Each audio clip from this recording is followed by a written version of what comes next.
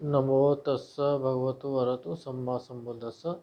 सभी धम्म मित्रों को सप्रेम नमो बुद्धाय जय भीम। बौद्ध भारत में आपका स्वागत है। सांची स्तूप एक इतिहास, इस विषय पर आपने 3 वीडियो देखे। आज उन वीडियो को शूट करने के टाइम पर मेरे मन में कुछ संदेह उत्पन्न हुए थे और वो मैं आपके सामने शेयर करना चाहता हूँ। तो मित्रों, सबसे पहले ये पिक्चर देखिए। ये स्तूप के दक्षिणी भाग से शूट किया। इसमें दक्षिणी तोरण जो द्वार है वो दिख रहा है, उसके पहले एक स्तंभों का ढांचा दिख रहा है। अब चलते हैं स्तूप से दक्षिण साइड में जो पिक्चर है उसके लिए। ये जो दक्षिणी तोरण द्वार है उसके पास से शूट की हुई है। ये जो आपको स्तंभों का जो ढांचा दिख रहा है, जिसमें पीछे के और आगे के स्तंभ टूटे हुए हैं और इस तरफ जोड़ने वाला एक स्तंभ इसमें बचा हुआ है। या तो जब इसको ढाया गया होगा, इसकी छत को, बरामदे को और पिलरों को, तब इसमें बहुत आदमी मरे होंगे। इस ढांचे को तोड़ने में इसके नीचे दबकर के मरे होंगे। इस वजह से इसको वहीं वहीं छोड़ दिया गया होगा, क्योंकि ये पिलर कम से कम 20 फुट की हाइट के हैं और सॉलिड है, चौकोर है और बहुत वजन वाले हैं। इसलिए इसे नहीं तोड़ सके होंगे। आइए इस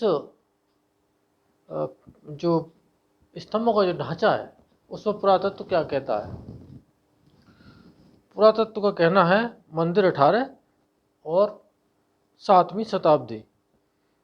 एक पार्श्व पथयुक्त द्वैस्त्र मंदिर है और यह मौर्य अथवा शुंग कालीन है।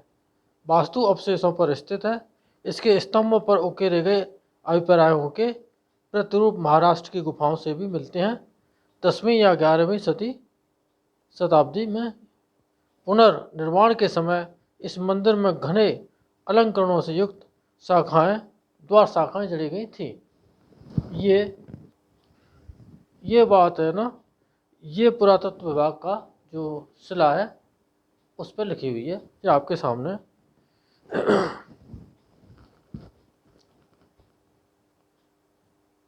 मौर्य कालीन अथवा शुंग कालीन, ये एक संदेहजनक बात है। कुछ लोग वहाँ कह भी रहते कि ये शुंग ने बनवाया था। जो जिनका हिस्ट्री पे पकड़ नहीं है वो इसको मान लेंगे। तो उन सब के लिए ये वीडियो बनाने बहुत आवश्यक थे, इसलिए जो बनाए गए।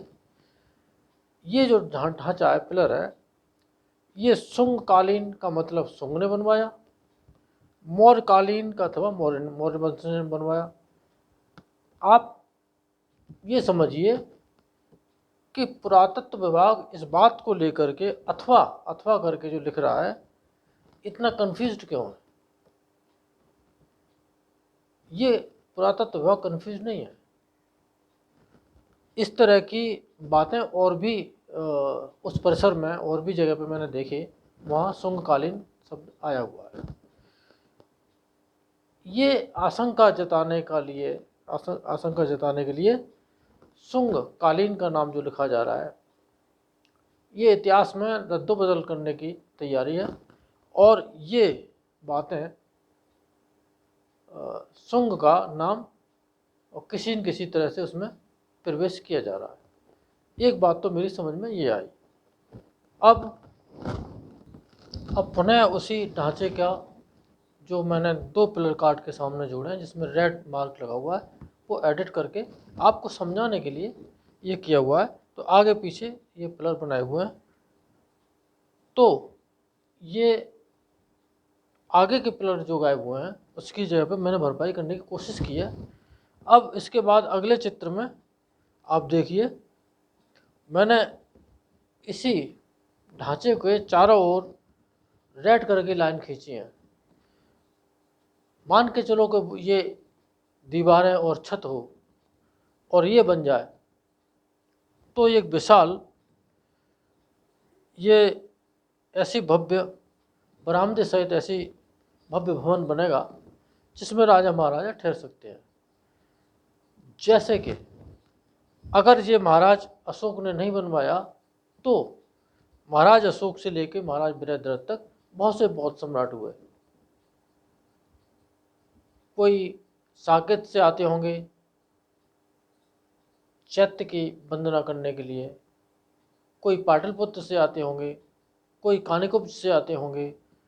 जगह जगह से बहुत सम्राट समय समय पर उनके स्थान बदलते गए और वो चैत्य वंदना करने के लिए परंपरागत आते रहे होंगे। इसके दक्षिणी हिस्से में बेतवा नदी बहती है। हो सकता है कि महाराज लोग नाव के द्वारा भी आते हों, घोड़े से भी आते हों, रथों से भी आते हों। हेलीकॉप्टर वगैरह तो उस समय थे नहीं, तो रास्ता दूर से तय करना बहुत आसान नहीं था। कोई एक दिन में पहुंच जाए, सुबह से लेकर शाम तक काफ़ी दिन लग जाते होंगे। और हारे थके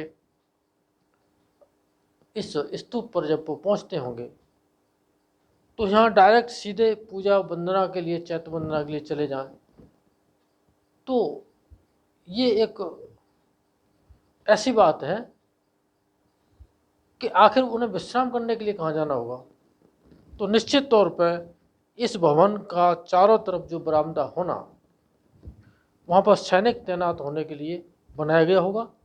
और अंदर ढांचे के जो स्तंभों के जो अंदर है वो राजाओं के, हो सकता है कि उनके साथ रानियां भी आती हों चैत्य वंदना के लिए, तो वो इसमें ठहरने के लिए उनकी व्यवस्था होगी, ऐसा मेरा मानना है। और इसके और दक्षिण की तरफ चलेंगे तो वहाँ पर स्तूप नंबर 37 जो उन्होंने लिखा है। अब पुरातत्व तो केवल जो कुछ मिलता है पत्थर उनकी दीवारें चिनने का काम करता है, उसे कोई लेना देना नहीं है कि ये कहाँ और कैसा रहा होगा, उसे क्यों दिमाग लगाना काम का है ना, क्योंकि ये उसके धर्म की तो बात है नहीं। क्योंकि पुरातत्व विभाग क्या, आजकल सारे विभागों पे वैसे तो ब्राह्मणों का कब्जा है, और पुरातत्व विभाग पे तो अंग्रेजी शासन से ही और कब्जा था। अंग्रेजी शासन में जो काम हुआ, अंग्रेजों के जाने के बाद फिर वो स्थिर हो गया, और बाबा साहब ने जब धर्म अपनाया तो इसमें मिलावट शुरू हो गई। मिलावट का आशय ये कि